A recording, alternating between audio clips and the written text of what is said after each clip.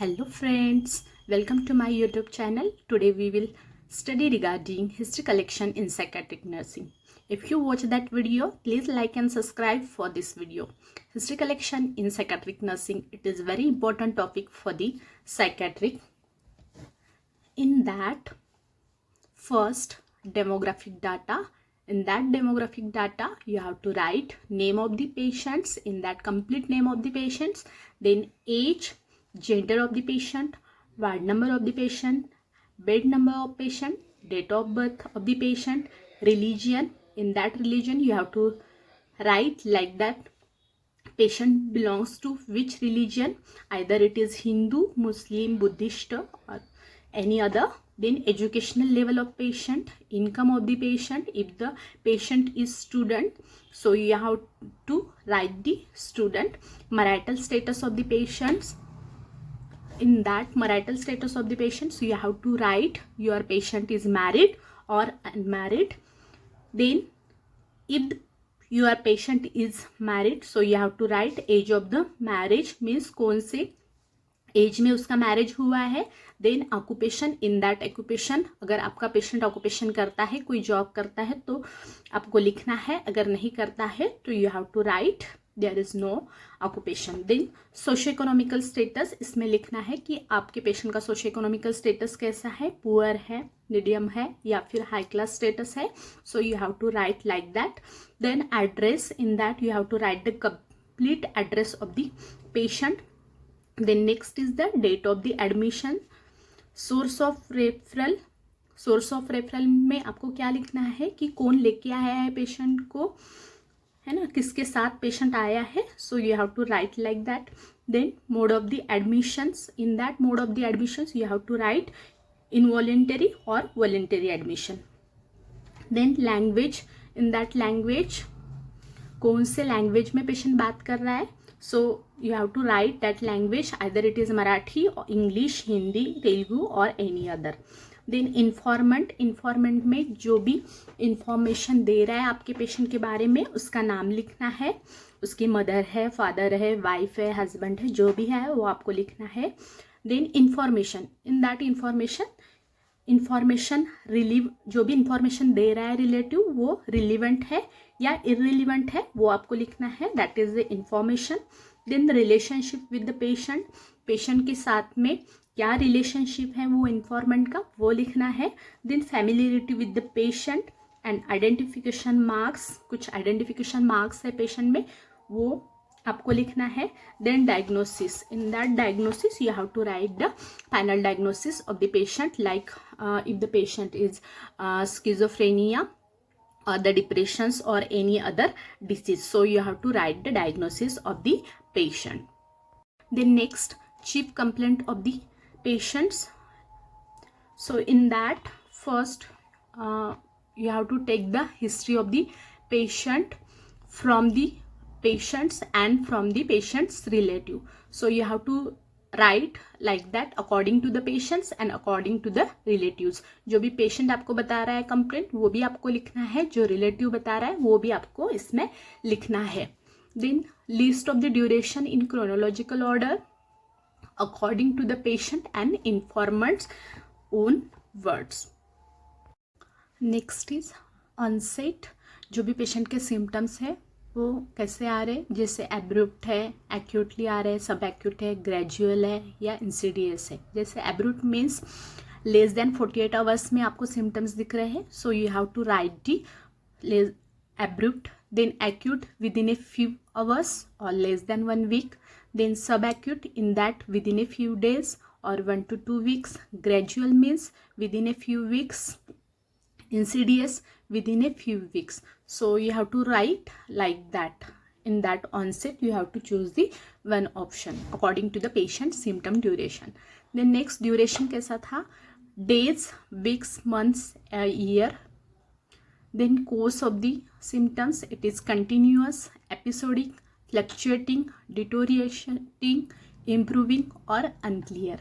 Then intensity, so symptoms की जो भी इंटेंसिटी है वो कैसी है, सेम जैसे पहले दिन में थे वैसे ही अभी भी है. Then increasing, it is increasing day by day और डिक्रीजिंग, जो भी सिम्टम्स है वो इंक्रीज हो रहे हैं कि डिक्रीज हो रहे हैं या फिर सेम है. So you have to write in the intensity. Next is description of the present illness. इसमें आपको लिखना है overall description of the present illness of the patient. In that you have to write the associated problems like suicidal problem, homicide, then disruptive behavior, then content of speech, mood status, patient का mood कैसा है, then abnormal perception, कुछ abnormal perception है क्या, you have to identify. Biological functioning कैसा है patient का, social functioning कैसा है, and occupational functioning. So this under the description of present illness. Then next is predisposing factor. In that predisposing factor means it is the condition that comes before the disease has occurred. disease आने के पहले की जो condition है जो cause करती है, that is the predisposing factor. So like the genetic factor, then body configurations and personality. Then next is precipitating factor.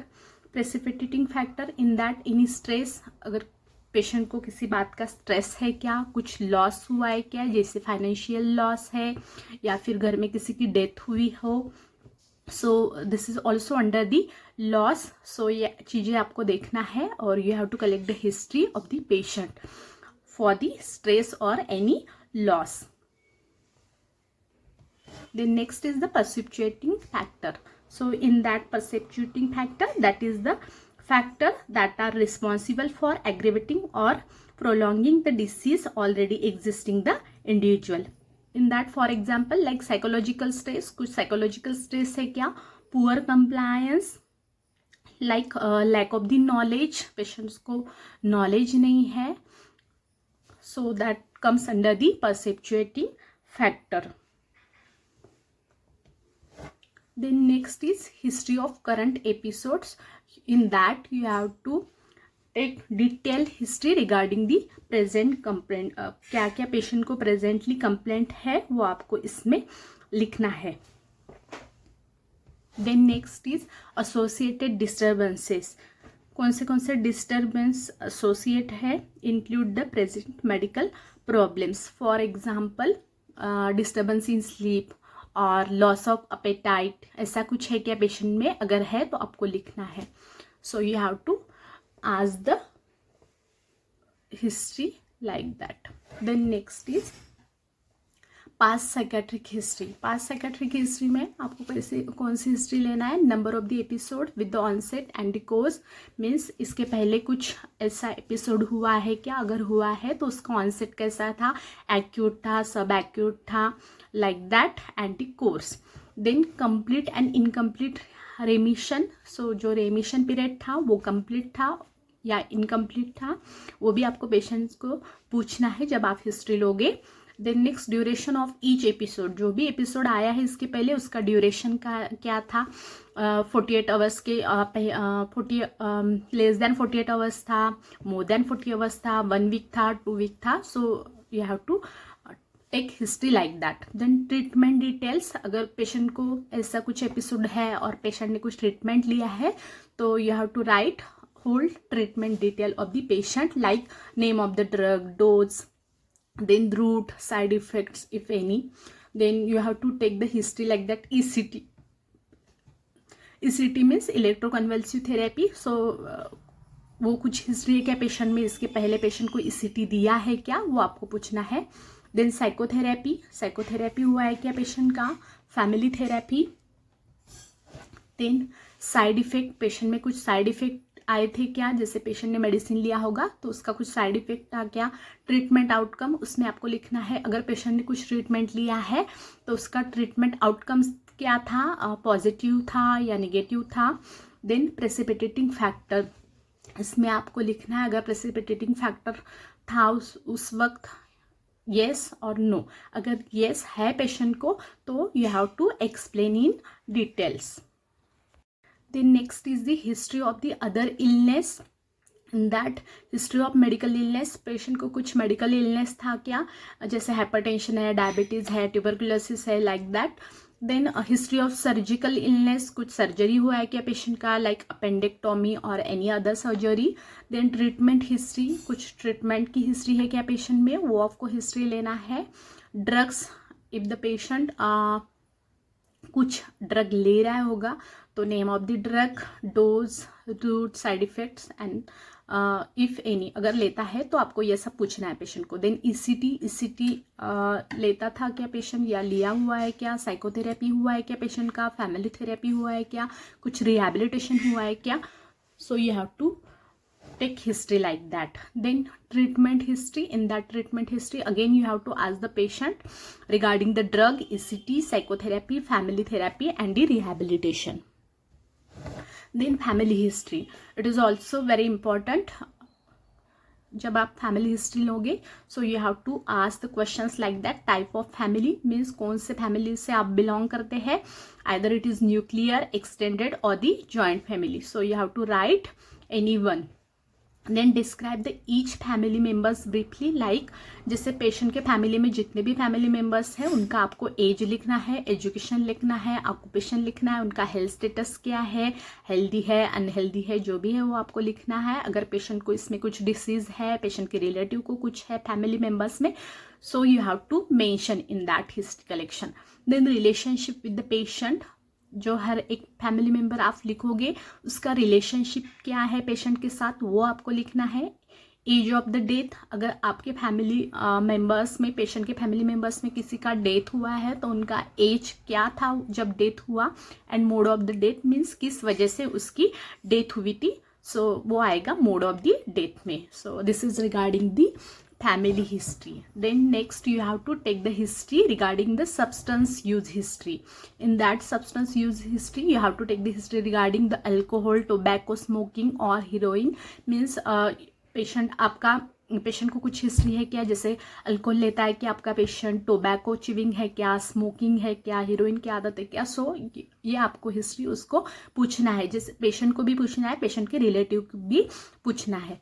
अगर है, if the patient having such type of history, so you have to ask the frequency, कैसे लेता है, then duration, कितने time से ले रहा है, then history of the tolerance, tolerance कैसा है उसका, withdrawal symptoms है क्या पेशेंट में कुछ, any other treatment taken for the addictions, means इसके लिए कुछ ट्रीटमेंट वो ले रहा है क्या. so these all history collect in the substance use history. Then next personal history. In that personal history, prenatal history, in that antenatal period में maternal infection, exposure to the radiation, checkups कैसा था, any complications, कुछ complications हुए थे क्या जब patient हुआ था. देन नेटल पीरियड में कुछ था क्या, मीन्स टाइप ऑफ डिलीवरी कैसी थी, नॉर्मल डिलीवरी थी, होम डिलीवरी थी या सीजरियन सेक्शन था, वो आपको पूछना है. Birth, then birth cry, means patient का जैसे ही बर्थ हुआ तो इमीडिएटली क्राई किया या नहीं किया, वो आपको पूछना है. बर्थ डिफेक्ट्स, कुछ बर्थ डिफेक्ट था क्या, कुछ कंजेनाइटल अबनॉर्मेलिटी थी क्या, वो भी आपको पूछना है नेटल पीरियड में. देन पोस्ट नेटल हिस्ट्री में आपको पूछना है साइनोसिस था क्या. देन कन्वल्शन हिस्ट्री है क्या पेशेंट को, jaundice, neonatal infection and vaccination. So you have to ask like that. Then next we move toward the milestone कैसा था पेशेंट का, नॉर्मल था कि डिलेड था. Then behaviour during child work, जब पेशेंट चाइल्डहुड पीरियड में था तो पेशेंट का बिहेवियर कैसा था. देन प्राइमरी केयर गियर कौन थी, जैसे प्राइमरी केयर गियर में आइदर इट इज़ मदर भी हो सकती है, या अगर मदर की डेथ हुई है तो any other person. So you have to write in history. Then feeding breast feeding ही था या बॉटल फीडिंग था, वो भी आपको पूछना है. देन एज एट विनिंग, कौन से एज में उसका विनिंग स्टार्ट हुआ था. बिहेवियरल एंड इमोशनल प्रॉब्लम, कुछ पेशेंट को चाइल्डहुड में बिहेवियरल या इमोशनल प्रॉब्लम थे क्या, वो भी आपको इसमें पूछना है. Then illness during the childhood के वक्त कुछ इलनेस था क्या. In that in infection specially meningitis वगैरह हुआ था क्या, वो आपको पूछना है. Then epilepsy fits, neurotic disorder और माल न्यूट्रिशन. सो इसमें से अगर कुछ है पेशेंट को, so you have to write in the illness during the childhood. Then schooling history also important in the patients with the mental disorder. So in schooling history you have to ask the patient age of the going to school, means कौन से as में patient आपका school में गया था, performance in the school, performance कैसे था उसका स्कूल में, रिलेशनशिप विद द पीयर्स, उसके फ्रेंड्स कैसे थे, उसके फ्रेंड्स के साथ उसका रिलेशनशिप कैसे था वो आपको पूछना है, रिलेशनशिप विद द टीचर के साथ उसके रिलेशनशिप कैसे थे वो आपको पूछना है, स्कूल फोबिया था क्या पेशेंट को, then puberty, anxiety related to the puberty changes, अगर पेशेंट में कुछ एंजाइटी थी क्या उस वक्त जब पेशेंट में प्यूबर्टी चेंजेस हुए थे, source of the knowledge regarding sex, patient को सेक्स का जो नॉलेज है वो कहाँ से मिला था वो भी आपको स्कूल हिस्ट्री में पूछना है. Then we move toward the marital history में आपको क्या क्या पूछना है, एज ऑफ मेनाक, then LMP last menstrual period, ये आपको फीमेल में पूछना है, age of menarche and last menstrual period date, then number of the children, then any abnormality associated with the pregnancy, delivery, puerperium period, then termination of the pregnancy if any, अगर patient में कुछ termination of pregnancy वगैरह थे क्या वो आपको marital history में history लेना है. Then next occupational history, in that occupational history age of joining job, अगर आपका पेशेंट ऑक्यूपेशन करता है तो कौन से एज में उसने जॉब ज्वाइन किया था, रिलेशनशिप विद सुपीरियर, उसका उसके सुपीरियर के साथ कैसे रिलेशनशिप था, it is good bad, so you have to write like that. Then type of the work, कौन से टाइप का वो वर्क करता था, जैसे क्लर्क था, देन बैंक सेक्टर में था या सीटिंग जॉब था, so you have to write like that. Then future ambitions, patient के क्या फ्यूचर एम्बिशंस है वो भी आपको इसमें पूछना है. Then next is the premorbid personality, in that premorbid personality, so next is the premorbid personality. Premorbid personality means before onset of the disease how was the patient personality, so that is the premorbid personality. In that first interpersonal relationship, patient का interpersonal relationship कैसे था, for example socially well adjusted था कि नहीं था, ability to trust other, capacity to make decisions, ability to accept responsibility, so all the points comes under the interpersonal relationship. Then next is the introvert extrovert, उसकी personality कैसी थी, introvert था extrovert था, इसमें से आपको एक लिखना है. use of leisure time, then predominant mood कैसे था, attitude to the others, then attitude to self attitude कैसे था, attitude दूसरों के तरफ उसका देखने का जो नज़रिया था वो कैसे था. Then attitude to work and responsibility, fantasy of life, इसमें आपको लिखना है day dreams a frequent and the content, कुछ डे ड्रीमिंग था क्या उसको वो आएगा, फैंटेसी ऑफ लाइफ, सॉरी वो लाइफ का स्पेलिंग LIFE है. देन नेक्स्ट हैबिट्स में आपको लिखना है, नेक्स्ट इज हैबिट्स में आपको पूछना है पेशेंट का ईटिंग हैबिट कैसा है, स्लीपिंग हैबिट कैसा है एंड एक्सक्रीटरी हैबिट कैसा है, उसके बारे में आपको पूछना है. Then you have to take the history regarding the legal history, in that history of arrest और इम्प्रिजनमेंट्स, मीन्स कुछ अरेस्ट हुआ है क्या, कुछ लीगल हिस्ट्री है क्या, उसके बारे में आपको पूछना है. देन थैंक यू, आज के लिए इतना ही. So this is regarding the history collection in psychiatric patient. If you watch that video please subscribe and like the video and share it. मैं फिर नेक्स्ट वीडियो के साथ आऊँगी, उसमें हम पढ़ेंगे mental status examinations in the patients of mental health. So thank you.